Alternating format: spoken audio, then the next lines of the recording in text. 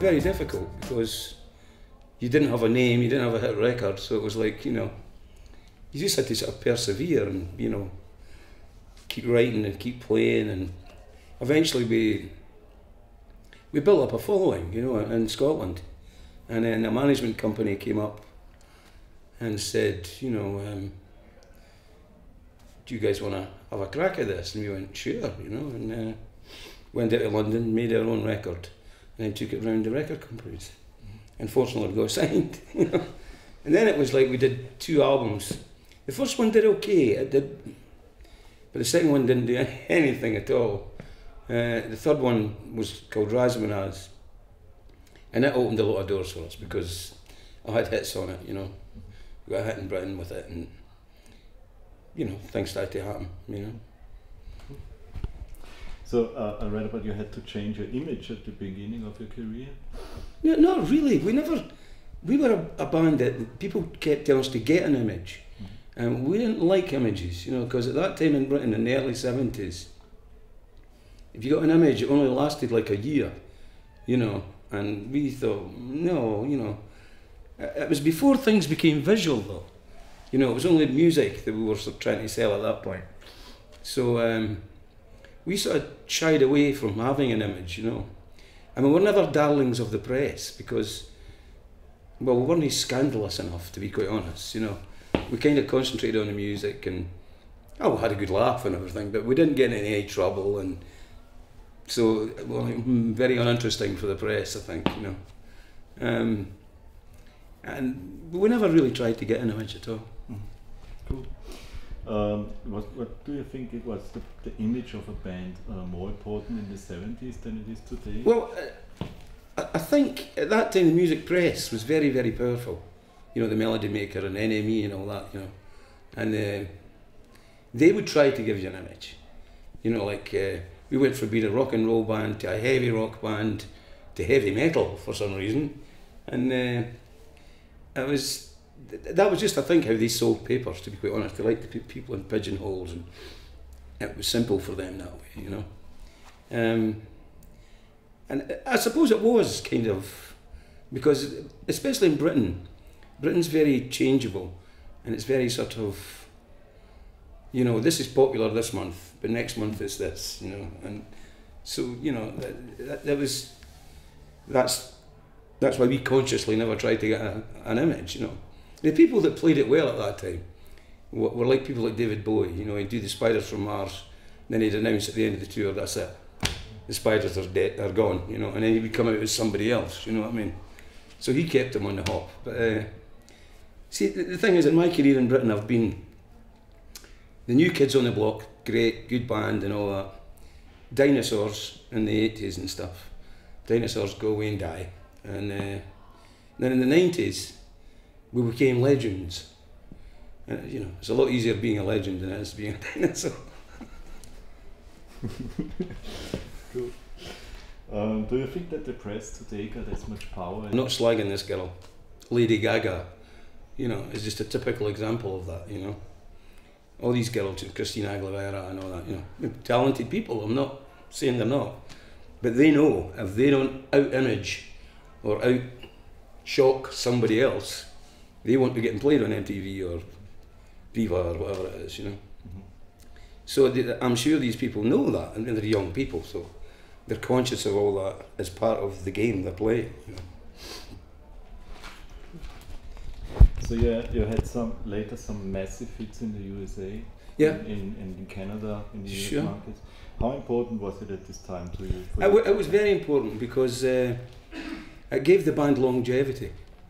You know, we could play, you know, and sell tickets. I mean, even though we weren't, you know, we were too ugly for MTV for a start and too old, you know, so it was like, it gave the band credibility though, you know, because if you made it in the States and you made it in Canada, you thought, well, they must have something going on, you know what I mean?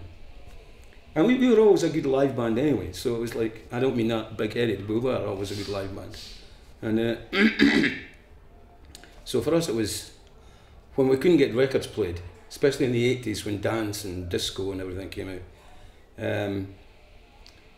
we could always go and play. We could always sell tickets somewhere, you know what I mean? So that kept us going, you know. Then in the 90s, people, well, Guns N' Roses covered one of our songs and things like that. So a lot of the younger people were going, oh, Nazareth, who are they? You know, let's go and check them out, you know. And nowadays we get quite a lot of young people at our concerts, which is great, you know. Do you think that commercial success is something which can be planned? No. Or is it all luck? Well, no, I think it can be planned if you've got a load of money to start with, though. I mean, if you're like Simon that does all these talent shows, you know, if you've got that kind of backing, you can make someone a hit. And the same with, I'm sure there's a German one and an Austrian pop star, whatever it's called, right? And I'm sure you can do that. But I mean, you can't do it twice. You know what I mean? People might buy something when it's pushed into their face, but then if you try and push someone else in their face, they're going, no, I don't like that, go away. You know what I mean? People are not stupid, you know what I mean? People like what they like, you know? And I mean, you can plan it up to a certain extent. I mean, obviously, like, we're going to make a new record in September, October time. So, you know, we'll be sitting down with the record company and going, look, when this thing comes out, we're wanting some advertising. We're wanting to tell the people that it's out there. Don't just go, no, there's a new record. You know what I mean? I mean, it's like, what's the point of that? You know what I mean? You have to get some kind of advertising and stuff. Of course, it's any business. But I don't think you can, generally speaking, hype somebody that much. Unless you've got all that TV going on, you know. Like I say, pop star and stuff like that. You know. So, for example, in the last 20 years, like the digital market and the downloads and all this. Well, it's just a fact of life. You know, it's like, you know, it's like me trying to shoot the man that invented the CD. So I can be bootlegged all over the world, which I am, you know. But that you can't stop that now, you know. And it's like, it just goes. People can get free music, so they do. You know, I mean, it is stealing, but it's a natural human thing, you know. Like, would you like this record for £14 or this one for a £5? Oh, that'll do. I mean, you know, I refuse to buy them, I have to say, but it's on a point of honour. But I think the music business has changed quite a lot. Like I say, it's more of a visual media now than it used to be. I mean, I bought Led Zeppelin albums, I didn't know what they looked like. Well, that's not true. I knew what Robert Plant looked like because I'd played with him in Robert Plant's Band of Joy. But they were just, the music was so exciting, you know. So that's changed, you know. Everybody gets launched for that. The terrible thing is, though, like, you have to be beautiful now, you know, as well as talented, you know what I mean? And not everybody that's talented is necessarily beautiful, you know, which is a bit of a shame, really. I would never have got a job. You know. So have you ever downloaded some songs for yourself? Or? No. That's probably because I don't know how. I'm a bit technophobic, actually. No, I'm not too bad, but no. If I buy an album, see, when I was growing up, I mean, it was big albums, you know, it was like gatefold sleeves, and you got all the lyrics and, you know, little stories and who was on it and all that. And it was kind of an exciting package to buy. And you could see it, you know, it was a thing, you know. Nowadays, when I buy CDs, I've got to get the thickest glasses on to read the damn thing, you know what I mean? It's a different thing. But and I like buying albums because most albums that I've bought in my life, whether I ended up liking them or not, had a thread that ran through them, you know. They had a sort of a reason. It was like reading a book, you know. And you would buy it because you heard a track on the radio or something. And you would go out and buy it, and that doesn't necessarily end up being your favourite track. You know, you might discover something else. And that's what I kind of like about buying an album, you know. Whereas I think when kids download things, they may miss a treasure. And they might be really fond of this band, but because they thought, oh, I just like those two tracks, they're missing something, you know.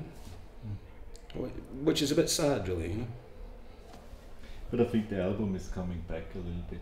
Yeah, because I think kids, kids, they download things that all their friends like, and that they like. It's popular in school, or it's, you know, at the local youth club or whatever, you know. But then when you get a bit older, you think, well, I used to like them, but I'm not too sure now, you know.